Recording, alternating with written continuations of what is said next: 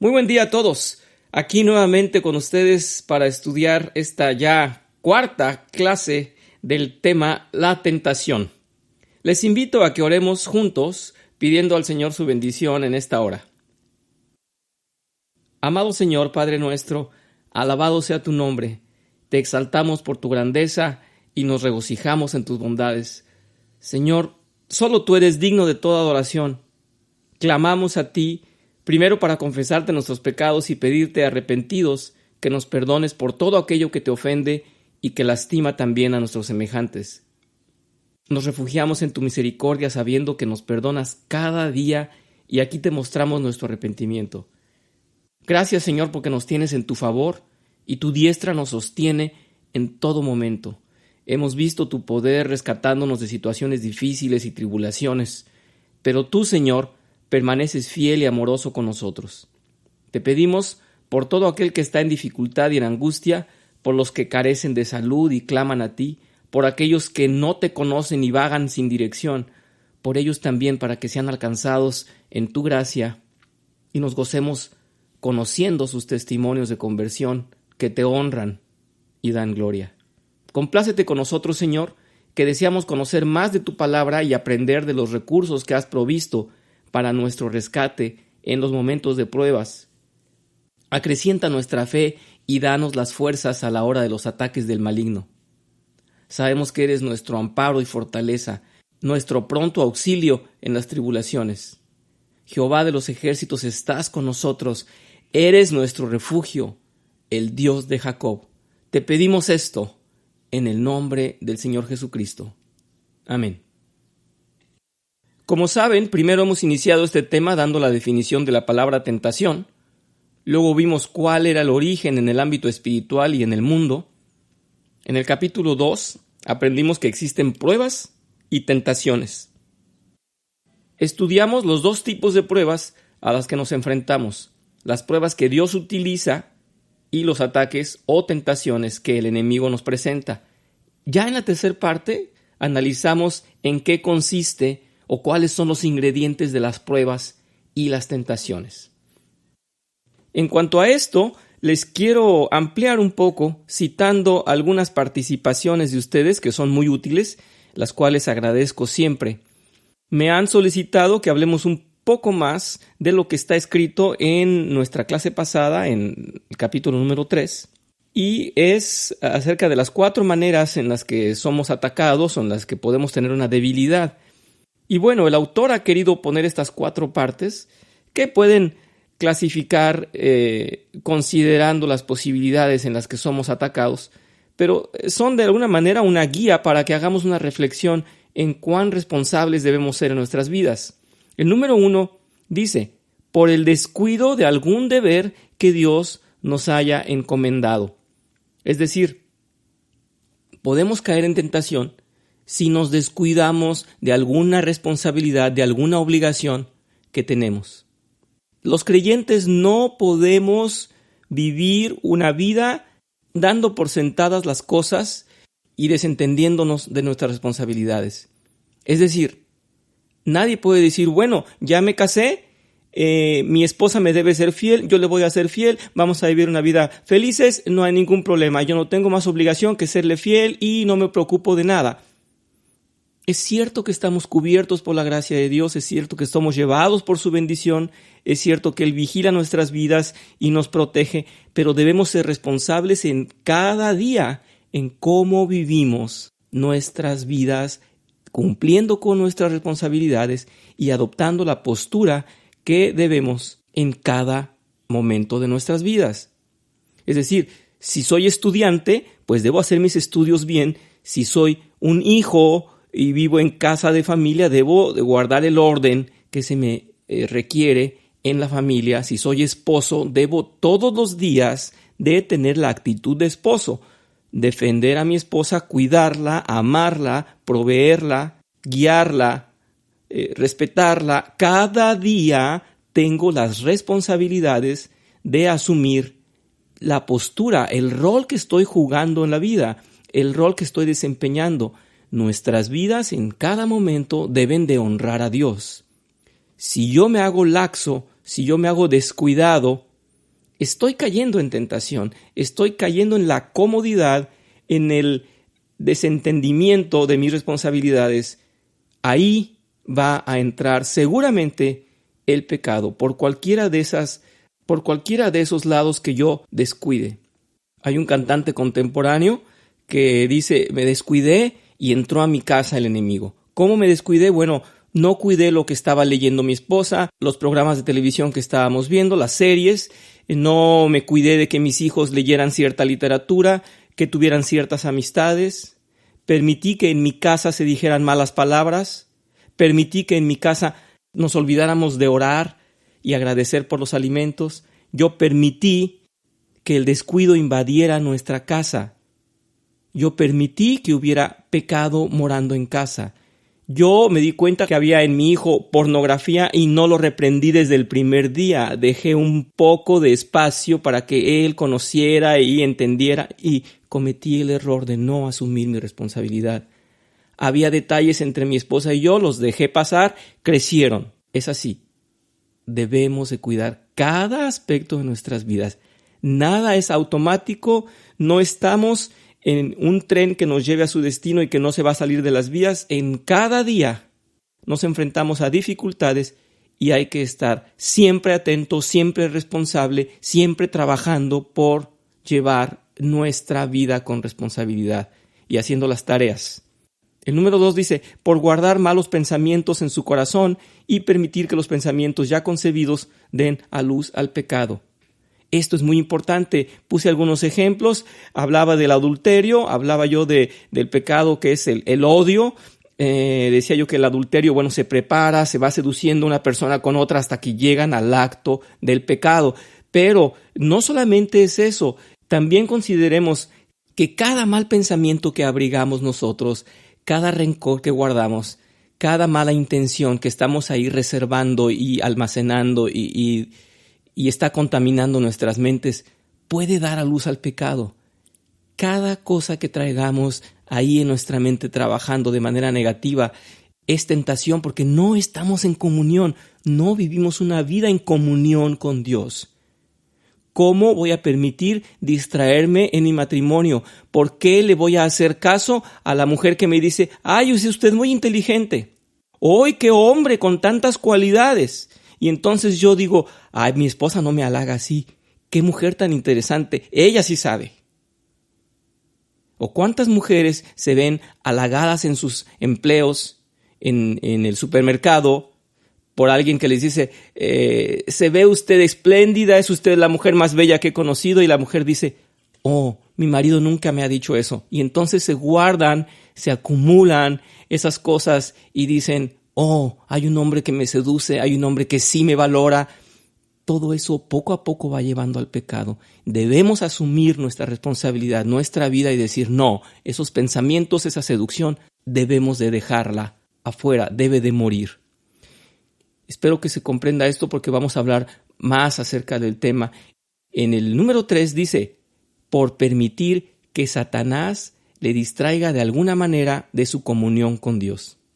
Y es muy fácil, cualquier elemento en la vida puede ser un distractor.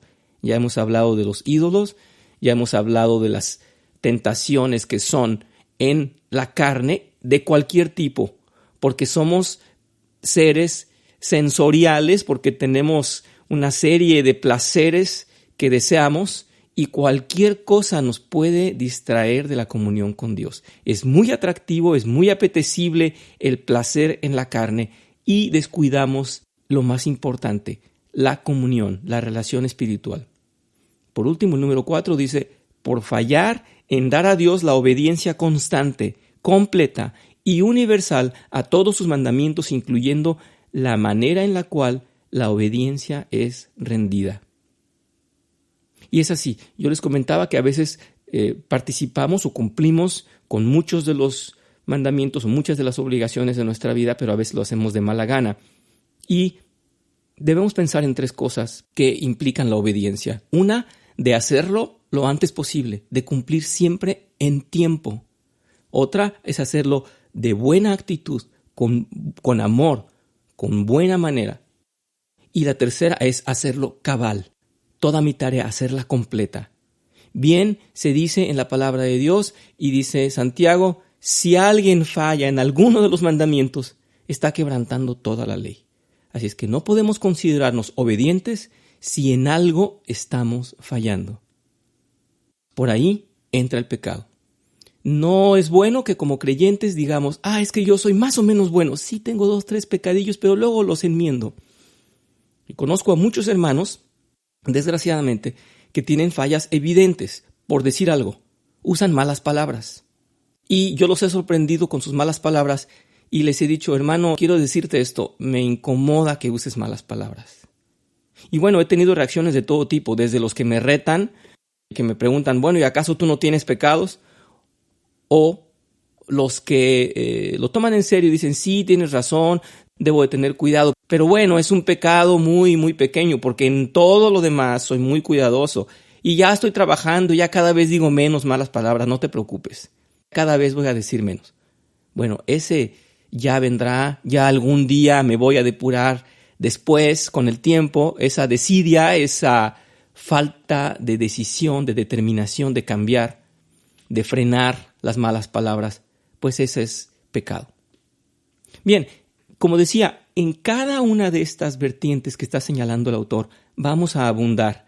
Pero una cosa es segura y que probablemente me faltó decir y acentuar en ello en la clase pasada, es que para cada una de estas formas sensibles que tenemos de pecar, podemos tener el refuerzo si lo solicitamos a Dios, que nos dé las fuerzas para cumplir con mis obligaciones, para desechar los malos pensamientos y las seducciones, para no distraerme de mi vida y mi comunión con Dios, y para no fallar en tantas cosas que tengo que yo sé que debo cambiar y cambiarlas pronto. Para cada una de estas vertientes y en cada una de las situaciones sí tenemos la posibilidad de que el Señor nos ayude y que salgamos adelante.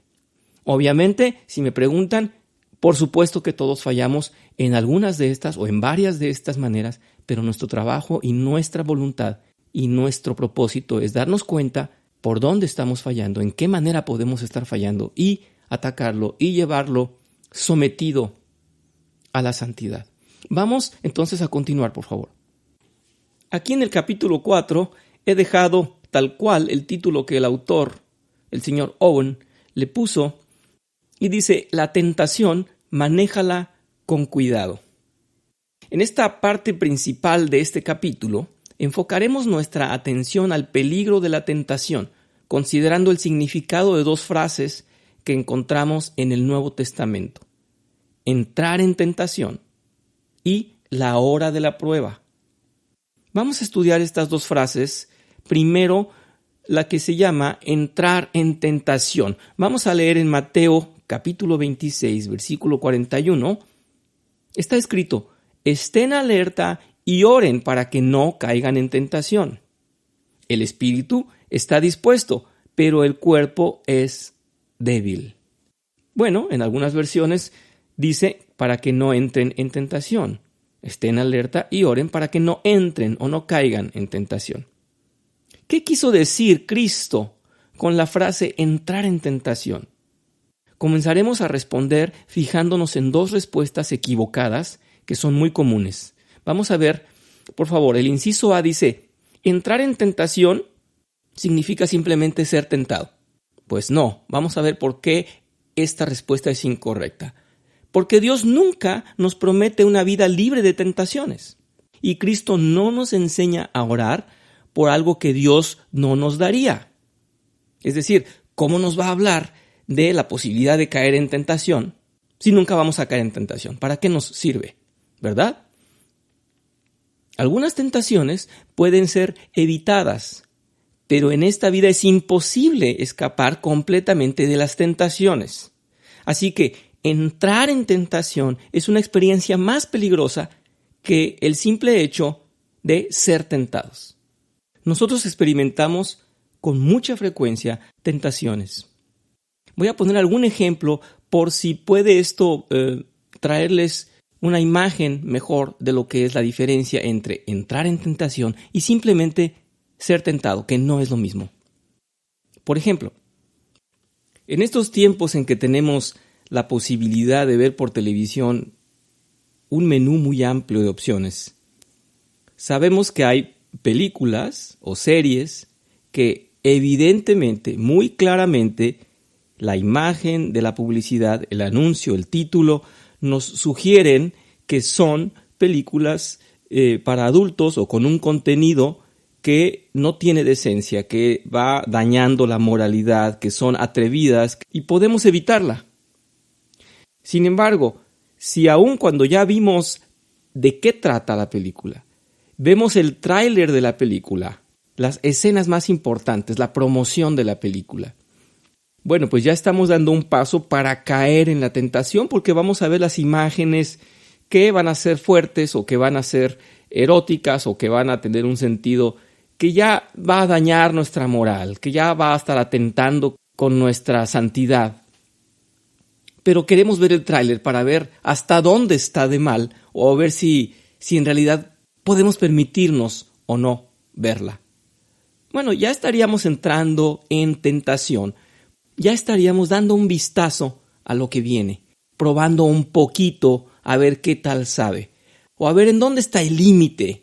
Y esa curiosidad de ver en dónde está el límite hasta donde podemos permitirnos, ya estamos tocando el terreno de la tentación en sí, ya estamos dentro de la tentación. Es decir, el título no nos incomodó tanto, quisimos ver escenas. Es simplemente un ejemplo, no es rigurosamente para todos los casos, no es religiosamente así. Habrá títulos que no necesariamente definan cómo es la película, pero en su mayoría creo yo que podemos presentir, podemos ver el carácter de la película. Bien, pues ese es solamente un ejemplo. Este ejemplo es aplicable para una revista que yo puedo tener en mis manos. El día de hoy ya todo es digital, ya todo es electrónico, así es que bien podemos tener información que al parecer ya vemos que no es muy sana, pero le damos entrada para ver un poquito, para ver hasta dónde. Al iniciar, al entrar ahí, ya estamos viendo a ver si nos interesa o no. Ya estamos en el terreno de la tentación. En los jóvenes sucede mucho esto, que son invitados a fiestas donde va a haber alcohol, que son invitados a salir de noche o que son invitados a ciertas actividades o a la playa o a la alberca con amigos que van a emborracharse, que van a usar drogas, son invitados. Pero mientras sean solamente invitados, no cayeron en tentación. Es decir, se les presentó la tentación, no entraron en la tentación, simplemente la vieron anunciada. Les fue comunicada, la vieron delante de ellos. Pero si empiezan a preguntar a todo mundo, ¿y cómo va a ser? ¿Y cuándo va a ser? ¿Y qué habría que llevar? ¿Y cómo debo participar? ¿Y de qué manera pudiéramos a lo mejor darnos cuenta cómo les fue? ¿Qué pasó? A ver, déjenme ver las fotos, quién y quién va a ir. Los detalles de esta aventura ya entran en la tentación porque se les va a antojar, ya están saboreándose el momento en que van a disfrutar de esa aventura. Así es que no solamente vieron la tentación, sino entraron en tentación y muy probablemente van a caer. Inciso B. Entrar en tentación significa ser vencido por la tentación. Pues no, esta respuesta también es equivocada porque una persona puede entrar en tentación y aún así salir sin pecar. Recordemos que en la definición de la tentación dijimos que era la antesala del pecado, es antes de actuar. Es muy difícil estar ahí, no hay que estar ahí, hay que evitar estar ahí porque es muy difícil luchar, pero aún así la tentación no es pecar. Veamos por favor Génesis 39 versículos del 6 al 12, la tentación a la que entró José sin pecar. Cuando José fue llevado a Egipto, los ismaelitas que lo habían trasladado allá lo vendieron a Potifar, un egipcio que era funcionario del faraón y capitán de su guardia. Ahora bien, el Señor estaba con José y las cosas le salían muy bien. Mientras José vivía en la casa de su patrón egipcio, éste se dio cuenta de que el Señor estaba con José y lo hacía prosperar en todo. José se ganó la confianza de Potifar y éste lo nombró mayordomo de toda su casa y le confió la administración de todos sus bienes. Por causa de José, el Señor bendijo la casa del egipcio Potifar a partir del momento en que puso a José a cargo de su casa y de todos sus bienes. La bendición del Señor se extendió sobre todo lo que tenía el egipcio, tanto en la casa como en el campo. Por esto Potifar dejó todo a cargo de José y tan solo se preocupaba por lo que tenía que comer. José tenía muy buen físico y era muy atractivo. Después de algún tiempo, la esposa de su patrón empezó a echarle ojo y le propuso: «Acuéstate conmigo». Pero José no quiso saber nada, sino que le contestó: «Mire, señora, mi patrón ya no tiene que preocuparse de nada en la casa, porque todo me lo ha confiado a mí. En esta casa no hay nadie más importante que yo. Mi patrón no me ha negado nada excepto meterme con usted, que es su esposa. ¿Cómo podría yo cometer tal maldad y pecar así contra Dios?». Y por más que ella lo acosaba día tras día para que se acostara con ella y le hiciera compañía, José se mantuvo firme en su rechazo. Un día, en un momento en que todo el personal del servicio se encontraba ausente, José entró en la casa para cumplir con sus responsabilidades. Entonces la mujer de Potifar lo agarró de la mano y le rogó: «Acuéstate conmigo». Pero José, dejando el manto en las manos de ella, salió corriendo de la casa. Vemos entonces cómo no era simplemente un anuncio, no era simplemente la portada de una revista, no era simplemente una imagen atractiva, no fue simplemente una sugerencia a la que él dijo no y se fue. Es decir, no simplemente pasó junto a la tentación cuando se le presentó, se encontró contra su voluntad ya dentro de la tentación. Ya ahí, ella lo tomó de la mano y la tentación estaba ahí, enfrente de él. Él estaba dentro, en el límite de pecar y no pecar. Él estaba en tentación. Y él resistió. Repito, se le presentó la tentación una vez y la dejó pasar y dijo: no, no lo voy a hacer. Ella insistió e insistió cada día y él la dejaba pasar. Es decir, ni siquiera caía en tentación. La veía, pero no caía en la tentación.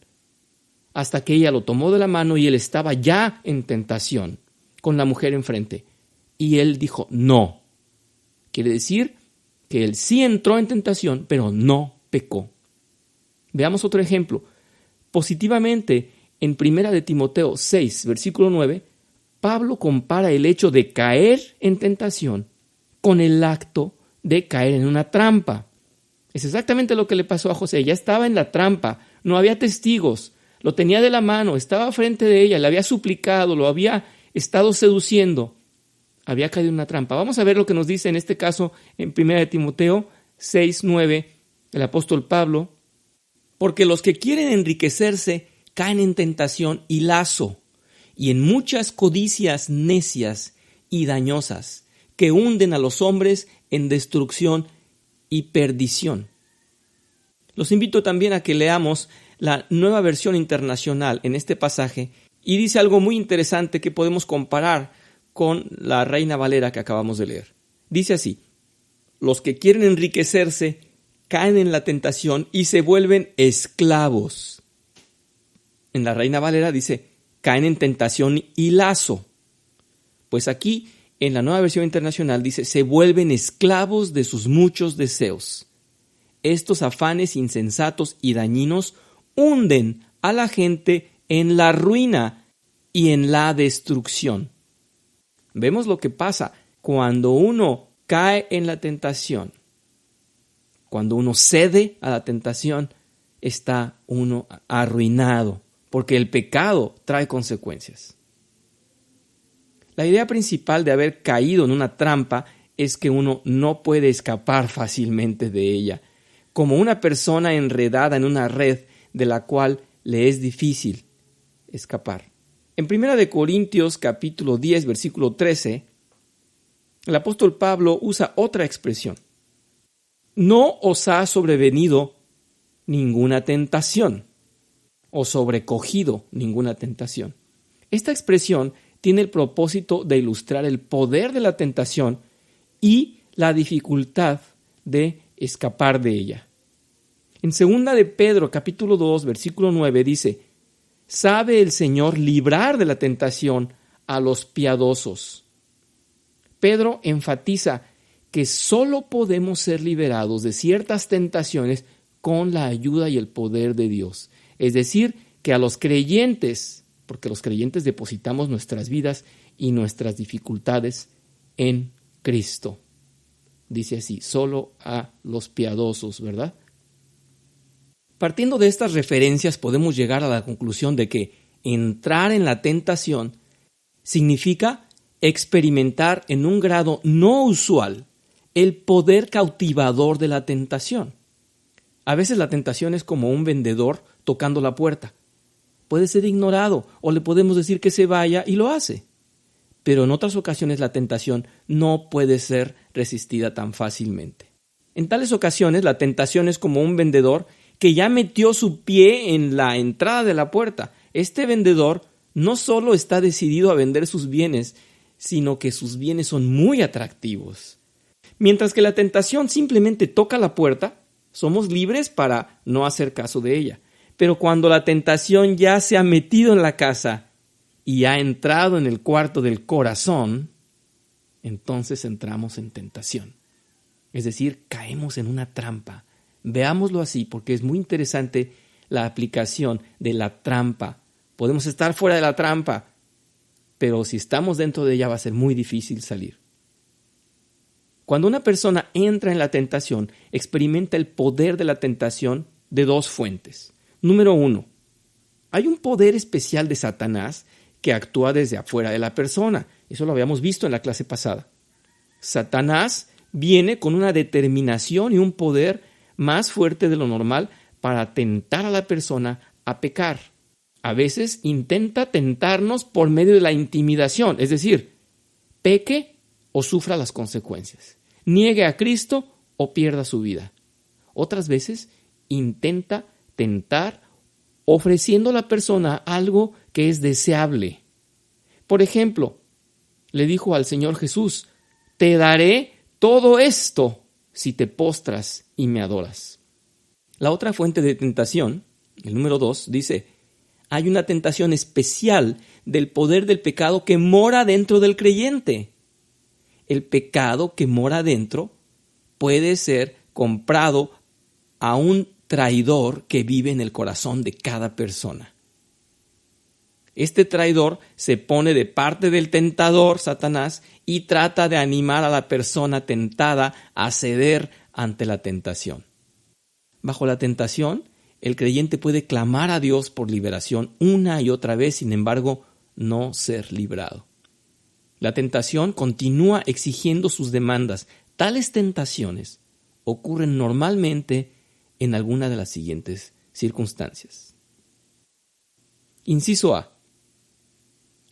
Cuando Satanás ha obtenido el permiso especial de Dios por razones conocidas solo a Dios mismo para atraer al creyente a entrar en tentación.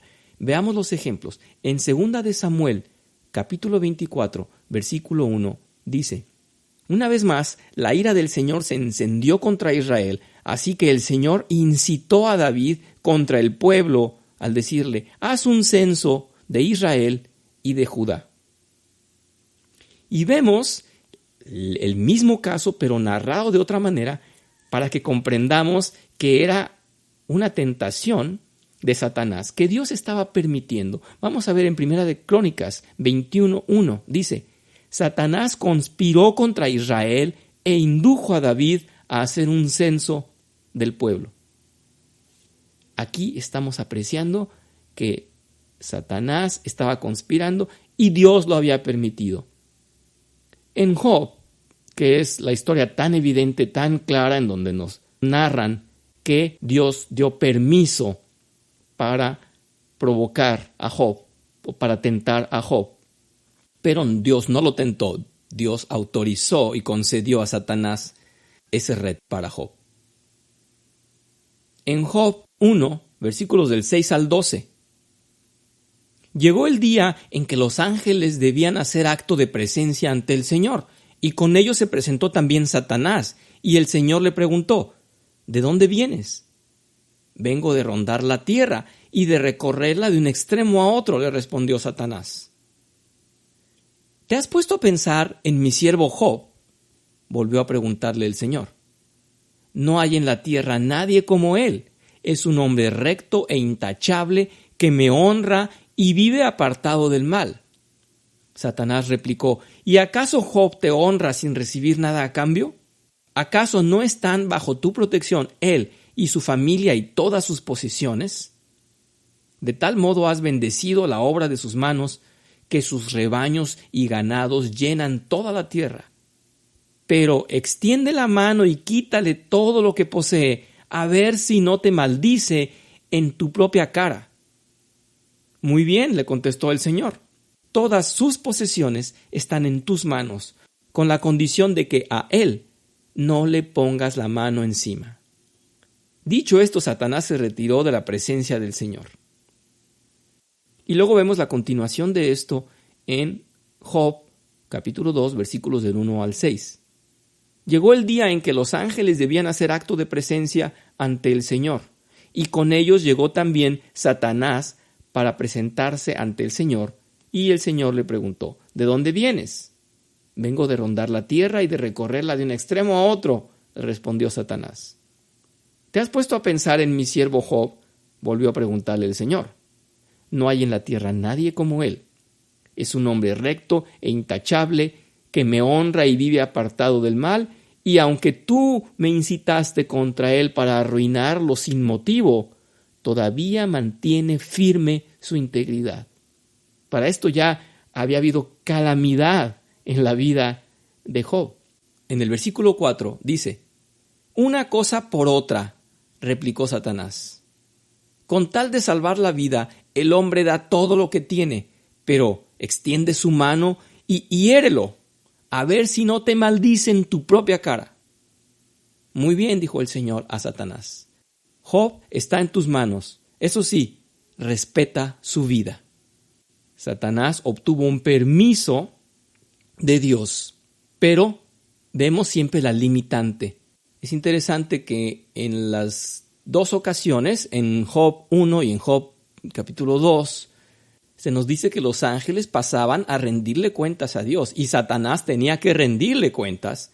Así es que no actuaba con un dominio completo de acción a su antojo.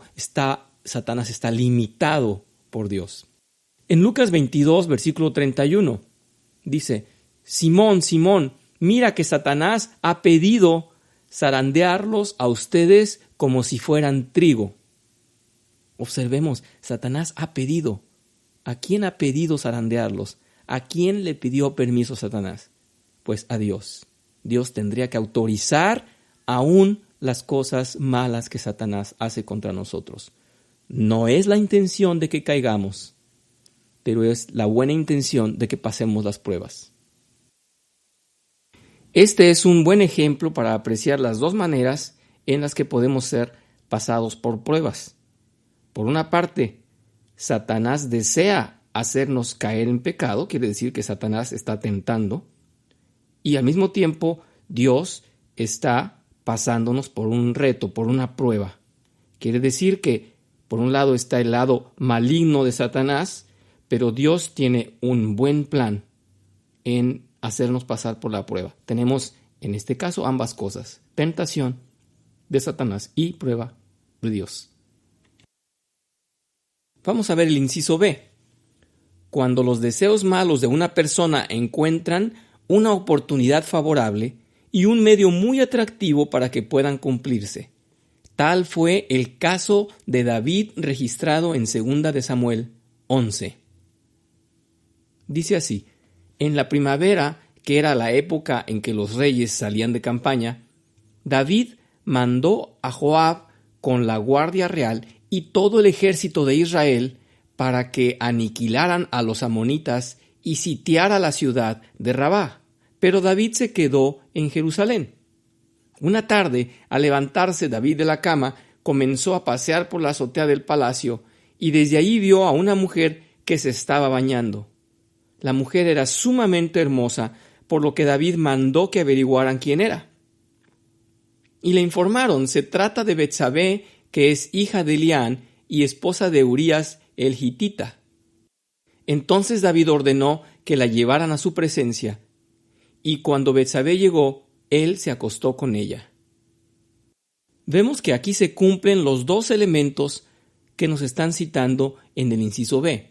Por una parte, el deseo de carne de David, su deseo carnal, su lujuria, y por otra parte, la oportunidad de haberse encontrado con esa mujer sola, bañándose, ya que las tropas estaban fuera, así es que su esposo no estaba, y ella estaba sola bañándose. Ambas cosas se presentaron, se conjuga el deseo dentro de la carne y la oportunidad dada. Vamos ahora a leer las preguntas preparadas para este capítulo. Número 1. ¿Sabía usted qué es exactamente entrar en tentación? Número 2. ¿Logra identificar ahora en qué momentos usted ha solamente sido tentado y en qué otros ha entrado en tentación? Número 3. Mirando a su pasado, ¿cree que puede identificar cuándo ha sido tentado por Satanás bajo el consentimiento de Dios de manera especial? Número 4. ¿Puede distinguir usted cuando el origen de la tentación es externo y cuando nace en el interior de su propio ser? Número 5. ¿En qué manera le será útil haber estudiado este capítulo? Les agradezco mucho haber participado en esta clase. También agradeceré sus comentarios, todas las aportaciones, porque son muy importantes y contribuyen mucho a nuestra clase. Vamos a despedirnos. Les invito a que me acompañen en oración. Señor, te damos gracias por esta oportunidad que nos has dado de estudiar esto acerca de la tentación. Gracias porque tu prevención, tu aviso es velad y orad. Y en la Biblia encontramos los detalles de la tentación, de qué manera somos tentados por el enemigo, por el mundo, por las pasiones internas, por nuestros deseos de carne, y estamos aprendiendo los detalles de lo que significa entrar